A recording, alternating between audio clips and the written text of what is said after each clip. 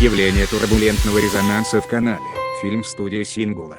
Открытый воздушный винт применяется на большинстве конструкций беспилотных летательных аппаратов. Часть мощности винта расходуется на момент импульса потока, что приводит к снижению вертикальной тяги. Но диаметр воздушного потока можно ограничить стенками канала. Конструкция с каналом имеет недостаток, так как у стенок возникают высокоскоростные струи, вызывающие нагрев потока и канала.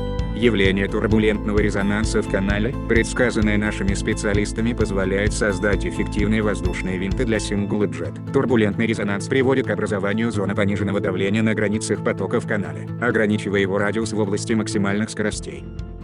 Для исключения образования вихревых резонансов в зонах отрыва струй, применяются спиральные интерцепторы.